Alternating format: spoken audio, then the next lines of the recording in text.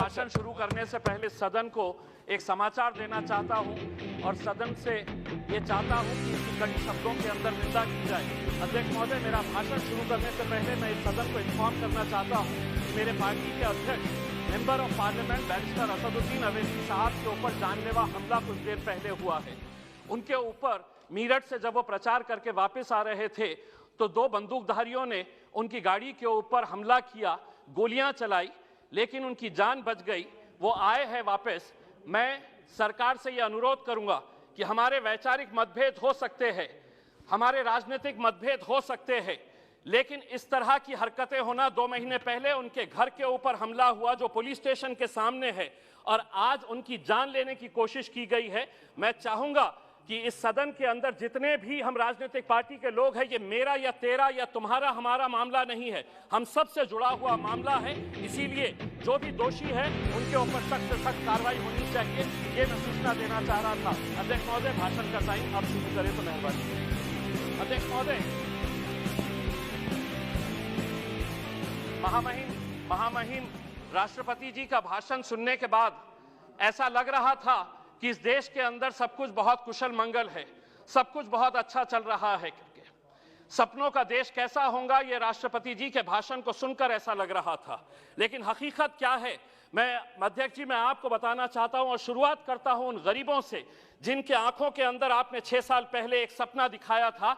2015 के अंदर हमने देश भर के अंदर वो होर्डिंग्स देखे थे जिसके ऊपर मोदी जी की तस्वीर थी और ये लिखा हुआ था कि 2022 तक हर बेघर को हम घर देंगे प्रधानमंत्री आवास योजना के तहत। मैं देश के आंकड़ों के बारे में नहीं कहता हूं, लेकिन मेरे अपने जिले के मैं आंकड़े बताता हूं जो आपको चौंका देंगे। 80,000 लोगों ने आवेदन किया, गरीब लोग जिनको ये उम्मीद थी कि हमको एक घर मिलेगा क्योंकि मोदी जी कह रहे हैं। 52,000 लोग एलिजिबल हुए, 52,000 लोग क्वालिफाई हुए हैं। और मैं आपको बताऊं कि जनवरी 2022 8 दिन पहले तक का आंकड़ा 22,000 लोग एलिजिबल हुए और उसमें से दिए कितने गए घर? 355 लोगों को घर दिए गए हैं। मैं औरंगाबाद जिले की बात कर रहा हूं। क्या वजह है कि आप इतने बड़े बड़े आंकड़े दिखा रहे हैं? आप ये कह रहे हैं करोड़ों के अंदर। मैं पूरे दस्तावेज के साथ आपको बताया हूं कि 7 सालों से आपने उन गरीबों को सपना दिखाए कि मुझे घर मिलने वाला है। 52,000 लोग इस इंतजार में है कि मोदी जी अब घर देंगे और 355 लोगों को घर दिया गया है। अध्यक्ष महोदय, हम बहुत सारे सांसदों ने किसानों के बारे में बात कही है। बहुत सारे भारतीय जनता पार्टी के जो महाराष्ट्र से आने वाले सांसद हैं, उन्होंने किसानों के बारे में बात की और बताया कि सरकार किसानों के ताल्लुक से क्या अच्छे कदम उठा रही है। मैं उस सरकार से पूछना चाहता हूं कि मेरे अकेले महाराष्ट्र राज्य के अंदर जनवरी 2021 से लेकर नवंबर 2021 तक 11 महीनों के अंदर 2498 किसानों ने आत्महत्या की है। क्या वजह है इन किसानों की? अगर आप इतना उनके बारे में कह रहे हैं कि हम किसानों के लिए ये किए हैं, तो ये 2,500 किसान क्यों आत्महत्या कर रहा है? अध्यक्ष महोदय, ये small micro financing companies, private companies, banks loan नहीं दे रही, किसान उन प्राइवेट कंपनीज के पास जा रहा है जिसका इंटरेस्ट रेट इतना ज्यादा हो जाता है, किसान की फसल बर्बाद हो जाती है, पैसा नहीं, और जब वो वसूल करने के लिए किसान के पास जाता है तब उसको ये पता चलता है कि मेरे पास तो कुछ नहीं, तो वो आत्महत्या कर लेता है। आज देश भर के अंदर डुप्लीकेट फर्टिलाइजर्स, पेस्टिसाइड्स का एक धड़ल्ले से कारोबार चल रहा है, उसके ऊपर रोक लगाने की जरूरत है। सुनिए आप, मैं हकीकत बता रहा हूं, आपको आईना दिखा रहा हूं। अध्यक्ष महोदय, कड़वा सच सुनने की आदत डालिए। हकीकत का आईना दिखा रहा हूं और आंकड़ों के साथ दिखा रहा हूं। मैं बेरोजगारी के बारे में आपने कहा कि 60 लाख लोगों को आप रोजगार देंगे। अध्यक्ष महोदय, जो इस देश की centre for monitoring Indian economy है, उसने कहा है कि इस देश के अंदर अभी दिसंबर का आंकड़ा उसने बताया है कि 53 मिलियन लोग बेरोजगार हैं यहाँ पर। आप 60 लाख कहां से देंगे? आप लोग 60 लाख बताइएगा किस कंपनी के अंदर देने वाले? अध्यक्ष महोदय, 2 मिनट का वक्त आप। अध्यक्ष महोदय, आज मैं अगर भारतीय जनता पार्टी के बारे में कहा तो महाराष्ट्र की महाविकास अघाड़ी की भी पोल खोलने वाला हूं।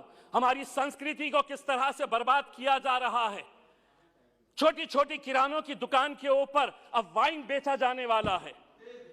शिवसेना के एक नेता कहते हैं कि नहीं, वाइन के अंदर नशा नहीं है, तो राष्ट्रवादी कांग्रेस के एनसीपी के एक वरिष्ठ नेता कहते हैं कि बाहर के देशों के अंदर लोग पानी नहीं पीते, वाइन पीते हैं।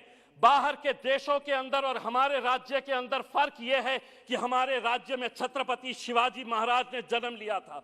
हमारा राज्य जो है वो फुले शाहू अंबेडकर की पैदावार है। वहां पे आप बच्चों के हाथ में वाइन की बोतल दे रहे, कल वही वाइन की बोतल हटेगी तो बियर की बोतल पकड़ेगा, बियर के बाद वो विस्की पकड़ेगा। चंद पैसे कमाने के लिए अगर महाराष्ट्र सरकार ये कर रही है तो राष्ट्रपति और केंद्र सरकार ने उन्हें बताना चाहिए कि आप ये संस्कृति को इस तरह से। अध्यक्ष महोदय, एक मिनट के लिए। अध्यक्ष महोदय, रेलवे के ताल्लुक से भी हम आपको कहना चाहते हैं कि रेलवे के बजट के अंदर हर वक्त मराठवाड़ा के साथ जो एक पिछड़ा इलाका है, क्यों ये नाइंसाफी की जाती है? हर वक्त अधिकारी ये कहते हैं कि नहीं, इस क्षेत्र के अंदर आरओआर क्या मिलेगा, रेट ऑफ रिटर्न क्या मिलेगा। अगर इसी तरह पिछड़े इलाकों को देखने का नजरिया अधिकारियों का रहेगा तो रेलवे तो आगे निकल जा रही, हम बहुत पीछे रह जा रहे हैं। 70 सालों से हम इंतजार कर रहे हैं। बहुत बहुत धन्यवाद। आखिरी 30 सेकंड में अध्यक्ष महोदय, आपने अध्यक्ष महोदय, राष्ट्रपति जी ने अपने भाषण के अंदर इस सदी के सबसे महान शख्स डॉक्टर भीमराव अंबेडकर जी को कोट किया है और उन्होंने बताया है कि हमारी सरकार का मोटो है कि जो बाबा साहब अंबेडकर ने बताया था कि हमारी सरकार किन मूल्यों के ऊपर चलती है, तो लिबर्टी, इक्वालिटी और फ्रैटर्निटी, इन मुद्दों के ऊपर दूर दूर तक आपका इन शब्दों से कोई लेना देना नहीं है। अगर रहता तो यकीन मानिए कर्नाटक की उन बच्चियों को आप बाहर नहीं निकालते जो अपने सर के ऊपर हिजाब लगाकर 10 सेकंड अपने सर के ऊपर अपना चेहरा हिजाब से। मैं ये पूछना चाहूंगा, हमारी ये जो राजस्थान की बहनें बैठती है वो भी उनके सर को ढकती है, इसका मतलब ये नहीं है कि वो कोई जुर्म कर रही है। मेरे हिसाब से हम सरकार से यही अनुरोध करेंगे, इस देश की फ्रेटर्निटी, इक्वालिटी, ब्रदरहुड और भाईचारे को जिंदा रखिए साहब। धन्यवाद।